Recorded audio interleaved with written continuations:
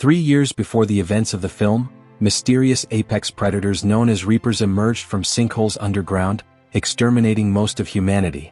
The survivors now live in isolated communities situated 8,000 feet or more above sea level altitudes that the creatures do not reach. One such community is Lost Gulch Refuge in the Front Range of Colorado, where a single father named Will resides with his son Hunter, who suffers from a lung disease. Will is haunted by the memory of his wife, Tara, who was killed by reapers during an expedition with Nina, a former scientist, to identify the creature's weaknesses. After months of isolation, Hunter grows increasingly frustrated.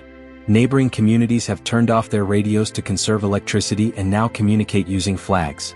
Will discovers that he is running low on oxygen filters for Hunter. Despite Nina's warnings, Will convinces her to accompany him on a journey to Boulder, Colorado, in search of more filters and a way to kill the reapers. Katie joins them, and they enter the Elba Fire Road, which leads to a mine beyond the safety line.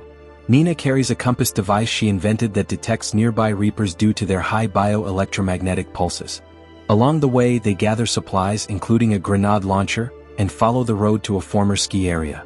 They are spotted by a reaper, but Will manages to activate the ski lift's backup generators, allowing the group to narrowly escape to a location above the safety line.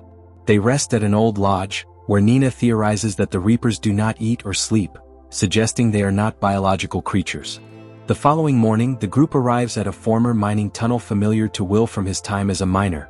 However, the lower levels of the mines extend below the safety line. If they enter, Nina's compass will not function underground. As they descend into the mines, they discover that the level above the safety line has been welded shut during the initial invasion, forcing them into the lower levels. Soon after, they are attacked by a reaper, which kills Katie with its tendrils. Nina and Will manage to escape and return to the surface. Nina proposes turning back to her lab for her stockpile of magnesium. She hypothesizes that the reaper's impenetrable scales have magnetic defensive mechanisms and that bullets laced with magnesium could penetrate and kill the creatures through internal combustion. They continue on to Boulder and successfully locate oxygen filters in an abandoned hospital. A reaper attacks them, but Will shoots gas canisters to stall it, providing enough time for their escape.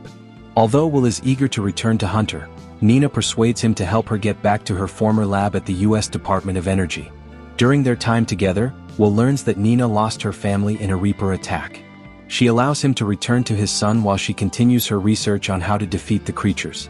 After several attempts, Nina successfully kills a reaper that breaks into her lab using a bullet laced with cobalt. Will departs in a pickup truck, but the tires pop, forcing him to flee toward the safety line while being pursued by reapers. They corner him, but Nina arrives just in time and uses her cobalt-laced bullets to destroy them, causing them to explode from internal combustion upon impact. They realize that the reapers are not biological entities but rather machines made from advanced alien technology, confirming Nina's theory.